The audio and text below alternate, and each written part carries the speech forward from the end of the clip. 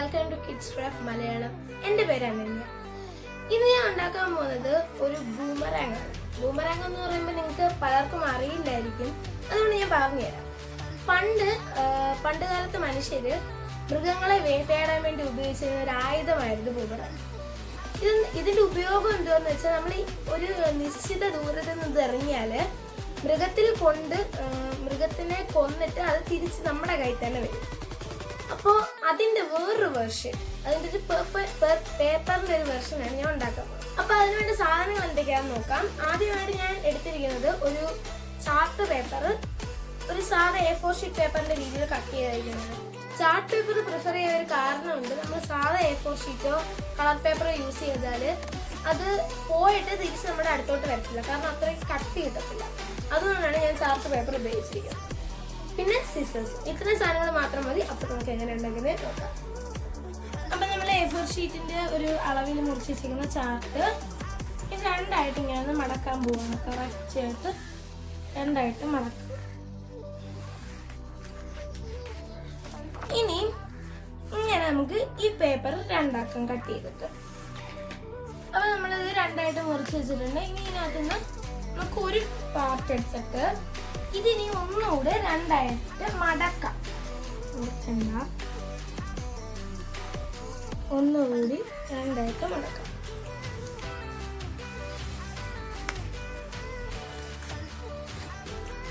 ഇനി ഇത് ഈ ഓരോ സൈഡും ഇനി ഒന്നും കൂടി ഇങ്ങനെ രണ്ടായിട്ട് മടക്കാം.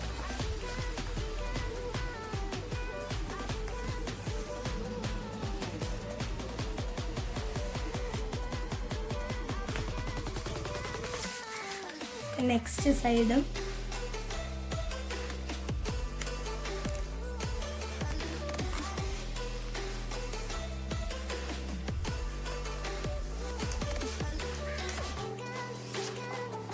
ഓക്കെ. നമ്മൾ രണ്ട് സൈഡും റെഡി ആയിട്ട് മടക്കി. അപ്പൊ രണ്ട് സൈഡും നമ്മൾ റെഡി ആയിട്ട് മടക്കി. ഇനി നമുക്കിത് ഇങ്ങനെ ഒന്നുകൂടെ മടക്കാം.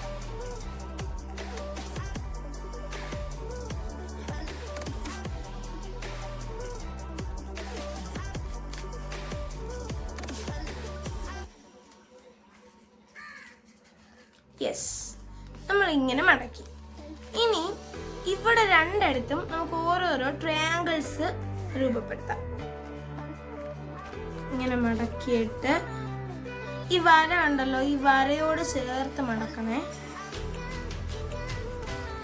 ഞാൻ കൊണ്ടൊന്ന് പ്രസ് ചെയ്ത് കൊടുത്തിട്ട് നെക്സ്റ്റ് സൈഡും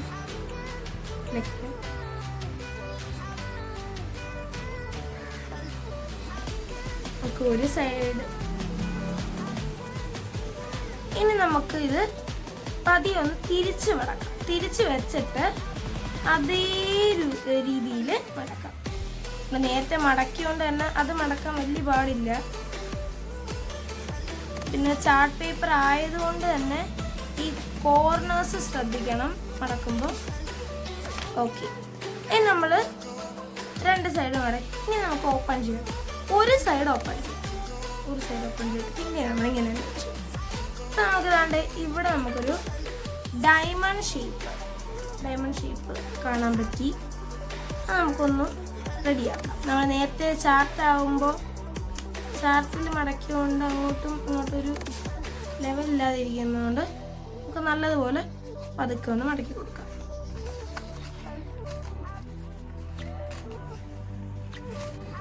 നമ്മൾ 4 സൈഡും നല്ലതുപോലെ മടക്കി. ഇനി ഇവിടുന്ന് ഇങ്ങനെ പതുക്കെ മടക്കിയിട്ട് ഇവിടെ ഉണ്ടല്ലോ, ഈ സൈഡ് പതുക്കെ ഒന്ന് അകത്തോട്ട് കയറ്റി ഈ മൂല രണ്ടാക്കി ഇങ്ങനെ മടക്കുക. ഇത് എളുപ്പം ഇങ്ങനെ ഒടിഞ്ഞ് മടങ്ങി വരാൻ വേണ്ടിയാണ് നമ്മളവിടെ ട്രയാങ്കിൾ പോലെ രൂപപ്പെടുത്തിയിട്ട് കോണാക്കിയത്. നമുക്കിത് ഒരു സൈഡിലോട്ട് ചേർത്ത് വെച്ചിട്ട് അല്ലെങ്കിൽ മടക്കാം. ഇങ്ങനെ മടക്കിയിട്ട് ഈ ബേസ് നോക്കണം. ബേസ് റെഡി ആയിട്ടിരിക്കുകയാണെങ്കിൽ ഓക്കെ. ബേസ് കണ്ടി ഒരുപോലെ ഇരിക്കുകയാണ്, അങ്ങോട്ടും ഇങ്ങോട്ടും പോയിട്ടില്ല. അതിങ്ങനെ വെച്ചിട്ടുണ്ട്. നമുക്ക് ഈ ഒരു പാർട്ട് ഇങ്ങ് പൊക്കാം. നമ്മൾ തനി ഒരു പാർട്ട് പൊങ്ങും. ഇനി ഈ മൂല കൂടി ചേർത്ത് ഇതിങ്ങ് മടക്കാം. നേരത്തെ ഇത് മടങ്ങിയിരുന്നത് വേറെ രീതിയിലാണ്. ഇപ്പൊ ആ മൂല കൂടി ചേർത്താണ് നമ്മൾ മടക്കി. ഇനി നമുക്ക് ഈ സൈഡിലെ ഈ നടുക്കത്തെ വര ഇങ്ങോട്ടൊന്ന് മടക്കിയിട്ട് ഇത് ടോട്ടലി എല്ലാം കൂടെ ഇപ്പൊ ഇതുപോലെ രൂപപ്പെട്ടു. ബാക്കിൽ ഇങ്ങനെ രൂപപ്പെട്ടു. ഇനി ഇത് നമുക്ക് പതുക്കെ ഒന്ന് ഓപ്പൺ ചെയ്യാം. ഓപ്പൺ ചെയ്തിട്ട് ഈ സൈഡ് ഇങ്ങനെ പൊക്കി പതുക്കെ പൊക്കാം. ഇത് പൊക്കുമ്പോൾ ശ്രദ്ധിക്കണം, ആ സൈഡ് കീറരുത്. ഞാൻ പറയാൻ കീറാൻ ചാൻസ് ഉണ്ട്. കാരണം എന്താ അറിയോ, ഈ മൂല അതിന് മണ്ടയിലിരുന്ന് അത് കീറും, പെട്ടെന്ന് കീറി.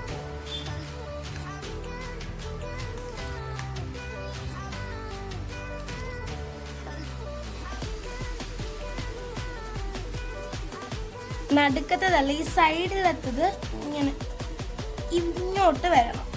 സൈഡിലത്തെ ഈ വര ഇങ്ങോട്ട് ചേർക്കുന്ന രീതി വരുമ്പോൾ അപ്പോൾ ഓട്ടോമാറ്റിക്കായിട്ട് ഇവിടെ നിന്ന് ഇങ്ങനെ പുഷ് ചെയ്ത് കൊടുക്കാൻ കിട്ടും. ഇങ്ങനെ പുഷ് ചെയ്ത് കൊടുക്കുമ്പോൾ തിരിച്ച് വെക്കുമ്പോൾ ഇങ്ങനെ വി പോലെ വന്നിട്ട് വീട് ഈ നടുക്കൊരു ജോയിന്റ് വരികയാണെങ്കിൽ അത് കറക്റ്റായി നോക്കാം. ഇനി നമുക്കിത് കറക്റ്റായിട്ട് ഫിക്സ് ചെയ്ത് വെക്കാം. അതിനു വേണ്ടി നമുക്ക് പതുക്കെ ഒന്ന് ഉയർത്തി, ഈ സൈഡ് ഒന്ന് ഉയർത്തി, പതുക്കെ ഒന്ന് ഉയർത്താം. ഇനിയും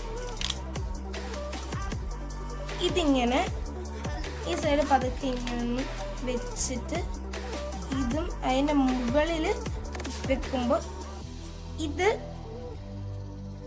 അകത്തോട്ട് കയറും.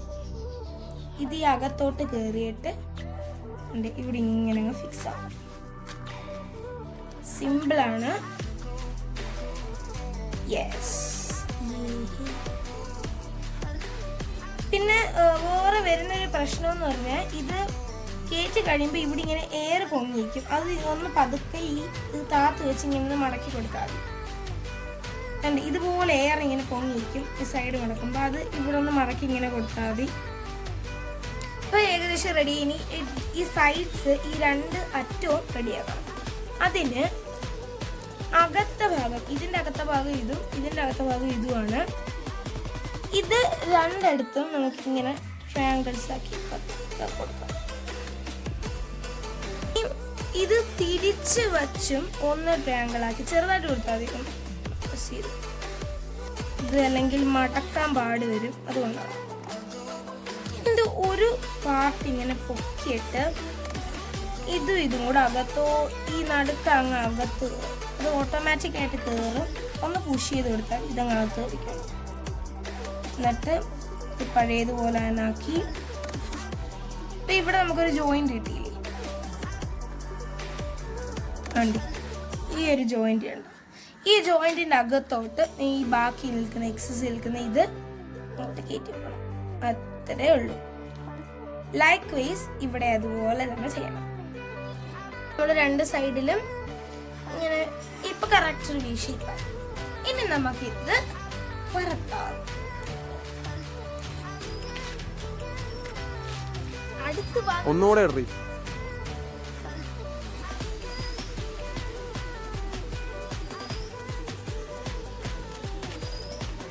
ഒന്നുകൂടെ